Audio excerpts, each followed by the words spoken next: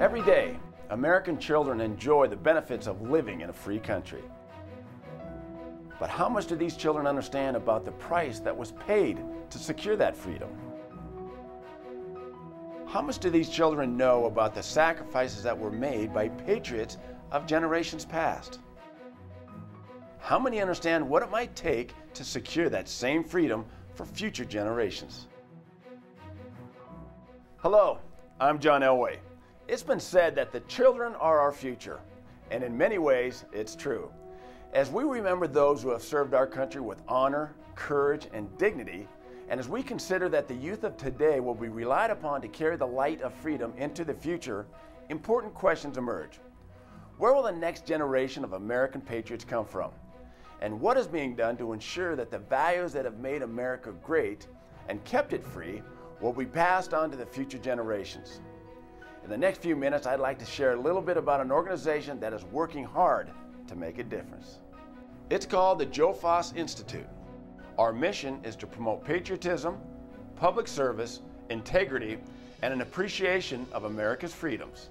This is done primarily through personal contact in schools and organizations. Youth from kindergarten through high school are treated to presentations by veterans, educational materials, and videos produced by the Joe Foss Institute. Veterans share their personal wartime experiences with the students, such as storming the beach at Normandy, Air Corps missions into France, surveillance operations in the Cold War, life on an aircraft carrier, serving in Desert Storm, and ground missions with Iraqi forces. The importance of having veterans come into the classroom just cannot be overstated. The kids can ask unbounded questions about what it was like. And these kids understand, yes, freedom is not free. Students interactively learn the significance of our Constitution, the Bill of Rights, patriotism, and the sacrifices made for our freedoms. This inspiring program has been touching young people nationwide since 2001 and has already reached more than 650,000 students. The goal is to expand the program to reach 1 million students every year. In addition, the Institute awards academic scholarships to students entering college.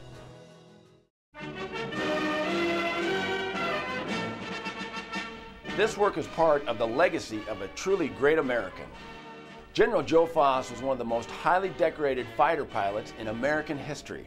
In World War II, he shot down 26 enemy planes and received the Congressional Medal of Honor. Joe went on to serve for 2 terms as the governor of South Dakota.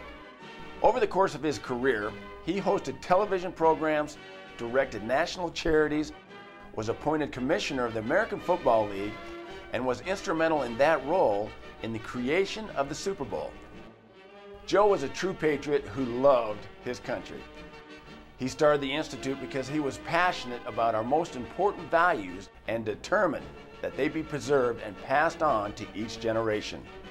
To this end, Joe said, we can't expect them to understand patriotism if they don't understand how we got where we are. For me, Joe always personified the idea of American public service and patriotism. Those were the twin ideals that guided his life along with his faith.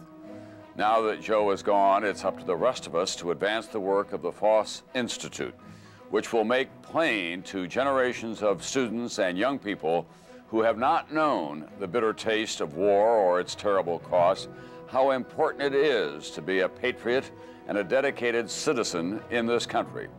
That's the very least that we can do for our late friend, the great Joe Foss. We don't send our soldiers, sailors, airmen, Marines, and guardsmen around the world to fight for gold or colonial conquest. We do it to give others the hope of freedom that we enjoy. We do it to keep our own liberties and to give them just the chance that they can have what we do. That's what it's really all about, and that's why the legacy of Joe Foss and the Foss Institute is so important. And who better to carry that message into the schools and across this country of ours than those who have borne the battle, those who have been shot at, those who have really sacrificed themselves for this country, the veterans of this country. You can be a patriot by doing what's right. That's what America is built on. That's what America stays strong on, is people just like you learning that today, so that when you grow up and you are the next generation of our leaders, you can lead our country in the right direction. I'm really confident that the students at my school get that sense of patriotism from talking to veterans. The kids are so excited to see the people, the heroes from their textbook come in. I mean, it's a once-in-a-lifetime experience. And sometimes we've just had moments where something has been said in a speech and the kids will spontaneously clap. And at some events we have people just crying, both veterans and students alike, when they're sharing their stories. And it's just a unique opportunity that needs to be taken advantage of.